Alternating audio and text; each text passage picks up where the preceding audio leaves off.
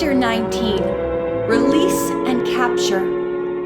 Nancy darted up the stairway to try opening the trap door. As she had feared, it did not budge. George and Bess pushed with all their might. "It's hopeless," said Bess, panting. "We're all prisoners," Juliana Johnson exclaimed. Nancy was fearful this new shock might undermine Juliana's health completely, so she said, "I feel sure there's no cause for alarm. When we fail to show up, help will come. I left a note at home." "But will the trap door be noticed by anyone?" Juliana asked dubiously. "Perhaps I can find another exit," Nancy said. While Bess remained with Juliana, Nancy and George, using flashlights, searched the various cells. They could find no exit. The only openings were the high-grilled windows. "Nancy," George said suddenly, "I brought a police whistle. Suppose I blow it."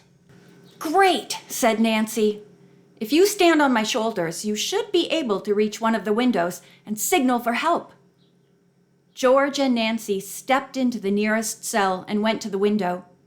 With agility, George climbed to Nancy's shoulders and clung to the iron grills of the window. She blew a dozen shrill blasts with her whistle. "I hope it'll work," she said, after dropping lightly to the floor. She and Nancy wondered how long they might have to wait and how long Juliana could stand the added strain.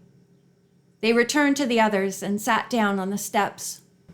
Juliana had lapsed into silence, but Nancy gradually drew her out. One of the first questions Nancy asked was whether or not Walter Heath had given her a large pearl. "No, but he was going to. It was being made into a ring when I went away." Nancy next inquired if Juliana's fiancé had had a special name for her. "Yes, he called me his little Cinderella," she said, smiling at the recollection. "Once Walt asked me to put on one of my dancing slippers and make a print in a block of newly made cement. He said he was going to set it in the garden wall opposite Poet's Nook. I suppose it was a lover's foolish idea." "That wasn't foolish," Nancy replied. "It was very sensible. That footprint clue in the crumbling wall will prove your right to the Heath fortune against any claim of an impostor." Juliana said, "Please tell me the whole story. I am terribly confused." As kindly as she could, Nancy related all she knew. "How dreadful!" Juliana exclaimed. "And what harrowing experiences you have had." "Tell me something," said Nancy. "It was reported that the hospital found a lot of money on you. Did you plan to stay away a long time?" "Oh, no. I was going to buy an expensive personal gift for Walt from a man who wanted cash. Also, I planned to purchase something for our home." The former dancer sighed deeply. Suddenly, the woman slumped forward. In an instant, Nancy caught her and placed the limp body on the floor. "Juliana has fainted!" Bess cried out. Nancy was fearful that the woman was suffering from something more serious than a faint, because the former dancer's pulse was very weak. Under the flashlight, her face looked chalk white. "The poor woman," Bess murmured. "She has been through so much." The girls tried to revive Juliana and finally succeeded. "We must get out of here," said Nancy. At that moment, they heard distant shouts outside. "Listen," George commanded. The voices were coming closer. George blew several loud blasts on her whistle. "Where are you?" somebody called. "We're the police. There are 4 of us." Nancy shouted that they were below the trap door in the tower. She called out directions, and in another 5 minutes, the 4 prisoners were released. "Lieutenant Masters!" exclaimed Nancy. "How glad I am to see you. Did my father get in touch with you?" "No, Hannah Gruen did." "And who is this?" she asked. smiling at the former dancer. Juliana herself replied to the question. When Nancy suggested that she ought not to expend her strength talking, the woman insisted she felt much better. "Who shut you in here?" the policewoman demanded. "I'm not sure," Nancy answered. The voice was disguised, I think, but it might have been Daniel Hector. He must have escaped. "Oh, no, he didn't," said a voice triumphantly. "We nabbed him climbing over a wall. Also, these two birds." 2 more policemen appeared. With them, handcuffed, were Cobb and Biggs. Behind the men was Daniel Hector. "This is an outrage," the lawyer snapped.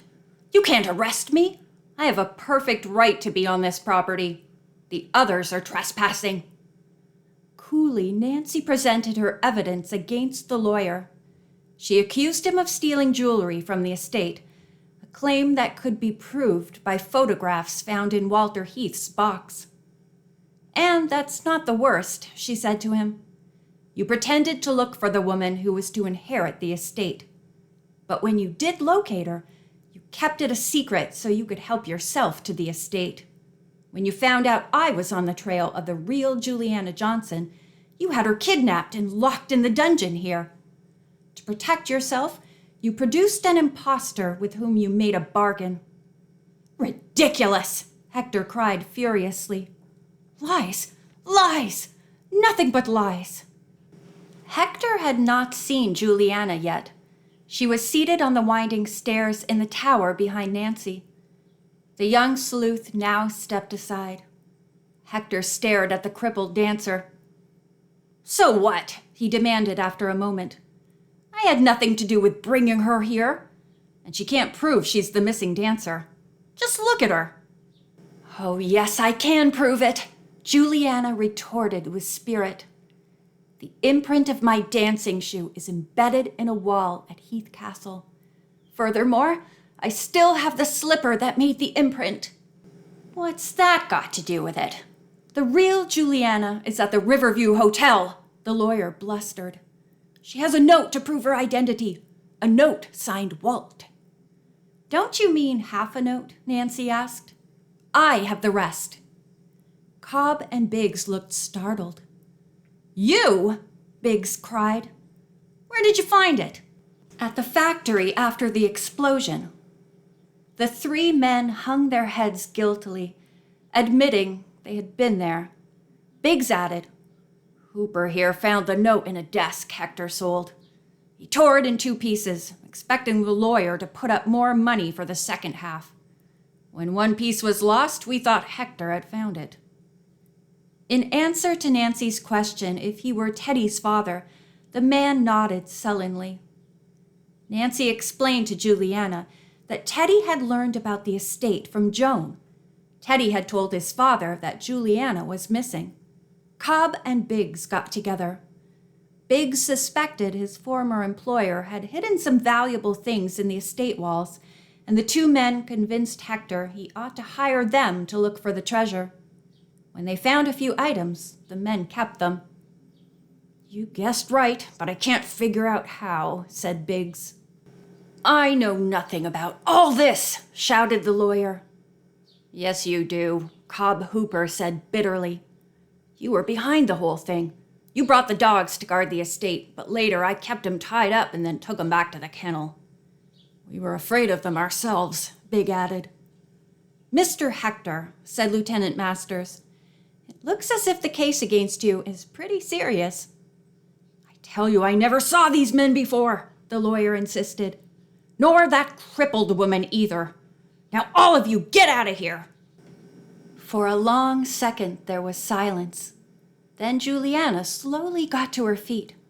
Her eyes ablaze, she pointed a finger at Hector and exclaimed, "Arrest that man! Arrest him for kidnapping!"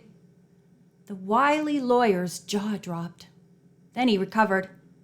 "The woman is crazy!" he shouted. "The night you came to my farm and brought me here, you wore a disguise," Juliana said accusingly. "At first I didn't recognize you, but your voice, I know your voice."